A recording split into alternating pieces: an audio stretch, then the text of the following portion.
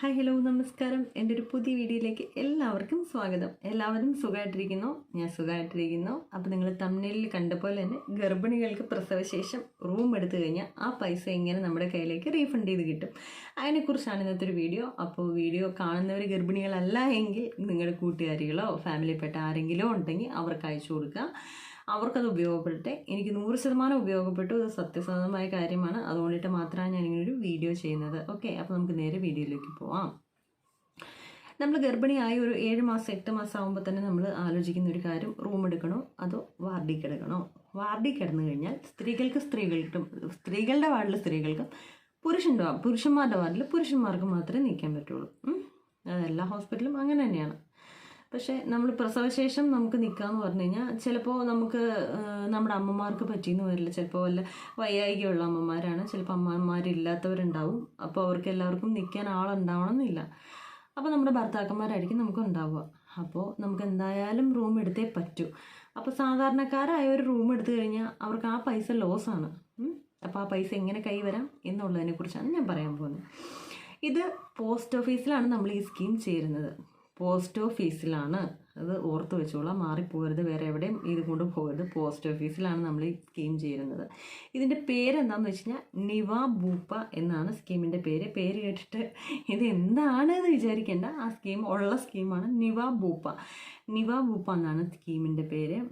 അപ്പോൾ ഈ സ്കീമിൽ ചേരുന്നതിന് വേണ്ടി നമ്മുടെ ആധാർ കാർഡ്, പിന്നെ ഹസ്ബൻഡിൻ്റെ ഡേറ്റ് ഓഫ് ബർത്ത്, പിന്നെ നമ്മുടെ മൊബൈൽ നമ്പർ, പിന്നെ ഒരു 1000 രൂപ.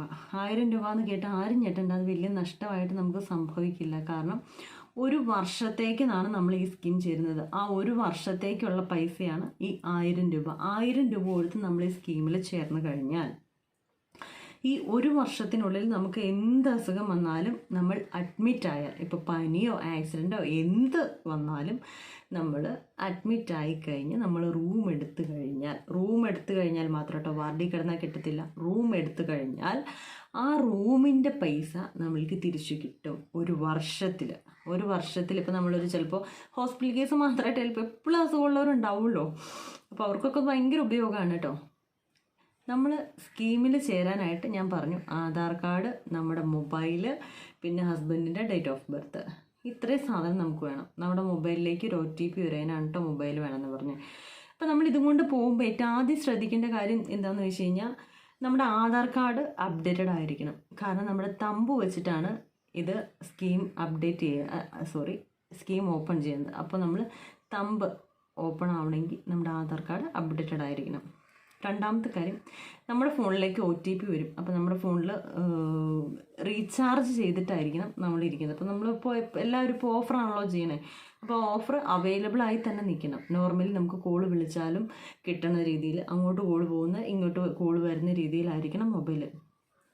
ഈ 2 കാര്യം മെയിനായിട്ട് ശ്രദ്ധിച്ചിട്ട് പോകണം. കാരണം ഈ 2 കാര്യത്തിലും എനിക്ക് പണി കിട്ടിയത് കൊണ്ടിട്ടാണ് ഞാനിപ്പോൾ ഇത് മെയിനായിട്ട് എടുത്ത് പറഞ്ഞത്. വേറെ ആർക്കും വരില്ല. അപ്പോൾ എല്ലാം ഒരുപോലെ നിയന്ത്രിച്ച്, അതായത് ഇപ്പോൾ എല്ലാം ശ്രദ്ധിച്ച് കൊണ്ടുപോയി കഴിഞ്ഞാൽ ഒറ്റ ട്രിപ്പിൽ എല്ലാം കൂടി നടക്കുമല്ലോ എന്ന് വിചാരിച്ചിട്ട് ഞാൻ പറഞ്ഞതേ ഉള്ളൂ.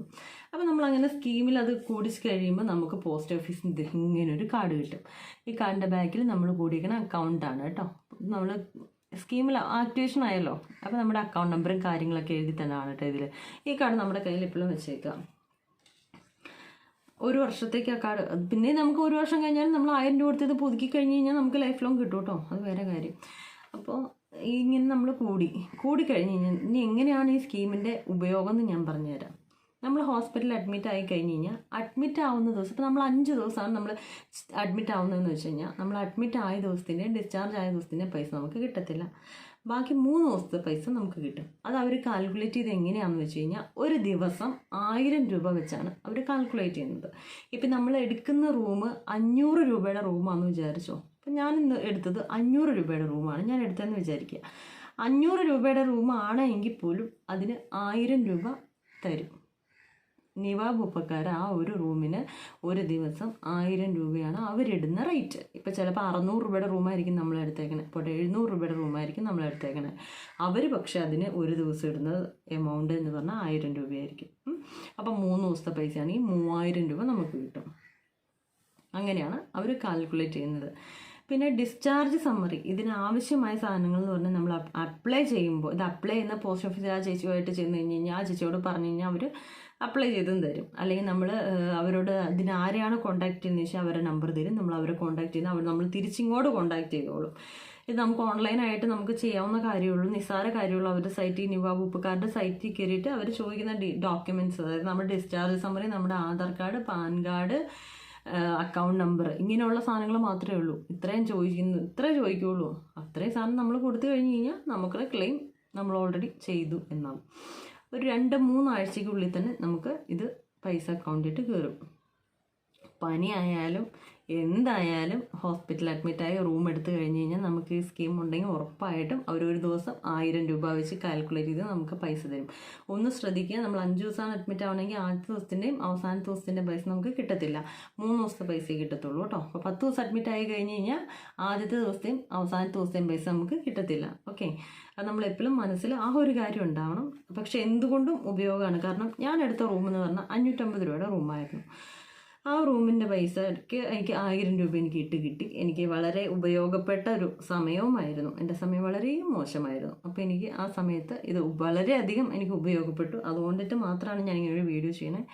അപ്പോൾ ഇന്നത്തെ വീഡിയോ നിങ്ങൾക്ക് എല്ലാവർക്കും ഉപയോഗപ്പെടട്ടെ.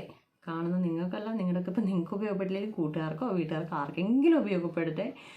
അപ്പോൾ നിങ്ങൾക്കെല്ലാം മനസ്സിലായെന്ന് വിചാരിക്കുന്നു. എന്തെങ്കിലും സംശയം ഉണ്ടെങ്കിൽ കമൻറ്റ് ചെയ്യുക, ഞാൻ അതിന് റിപ്ലൈ തരാം. അപ്പോൾ ഇന്നത്തെ വീഡിയോ ഇത്രേ ഉള്ളൂ. അപ്പോൾ ഇനി പുതിയ വീഡിയോ ആയിട്ട് കാണുന്നവരെ